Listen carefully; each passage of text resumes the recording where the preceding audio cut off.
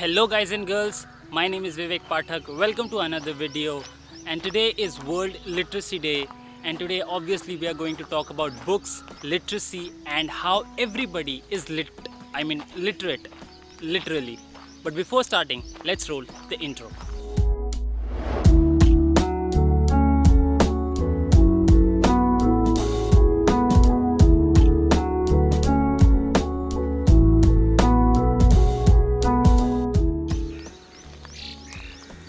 Okay, let's start with the quote of the day. And today's quote is by Kofi Annan, who said, "Literacy is a bridge from misery to hope." And that tells you how important literacy is. But what is literacy? When on the internet you try to search the meaning of literacy, it will tell you it's the ability to read and write. But is it the correct meaning? What I mean is, if there's a farmer and he's in a village who does not know how to read or write, but knows how to grow crops. He knows how to read the soil. He knows how to read the cloud. And he understands all the language of agriculture. So is it not literacy? I'll answer that question in a bit.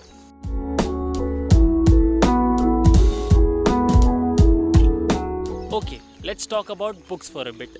There are some people who are just avid readers, like they read a lot of books, like a lot. And there are some people who are not even interested in reading. So I was the second type until I found that book that made me a reader. Like Frank Serafini said, there is no such thing like a child who hates reading. There are only children who have not found the right book. So if you have found that right book, make sure you comment down so that the other viewers can read those books and I myself can learn from them. Nowadays, people have less attention span. That's why they like social media more than books, because that gives them instant enjoyment. But books take time. You have to read them. You have to understand them. That's why they give more value to yourself. So I prefer less social media and more books, because reading is important.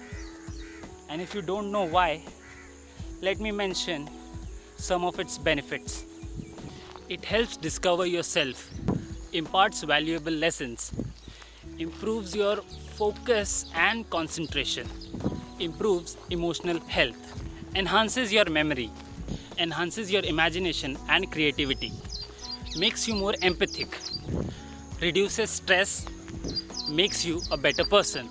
I'll tell you, I've been reading for half a year, like 6 months, and I have improved a lot internally. Like this channel is also a creation of reading, because if I did not have started reading, I would have not created this channel. So thank you, books.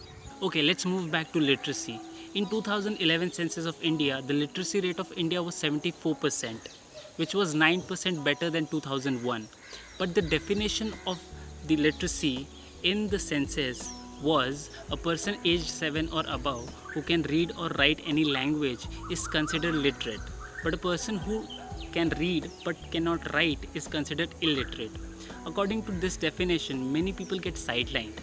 I know by changing the definition of literacy, there can be technical issues for the government to find out the literacy rate, but on an individual level, we can understand what literacy is and how can we stop calling people illiterate as an abusive word. What if a person does not know how to read or write a language, but he understands musical note? Is he literate? You also remember that farmer that we were talking about? I'm just asking because we tend to forget about farmers. Let's answer their question. To answer this question, we need to understand how many types of literacy exists.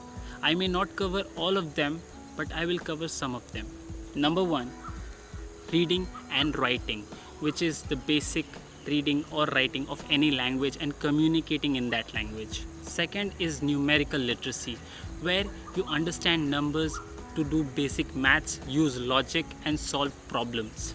Third is digital literacy, where you understand the technology and devices and know how they work. Fourth is financial literacy, which go hand in hand with numerical literacy, but here the person is literate enough to hold and manage his finance himself.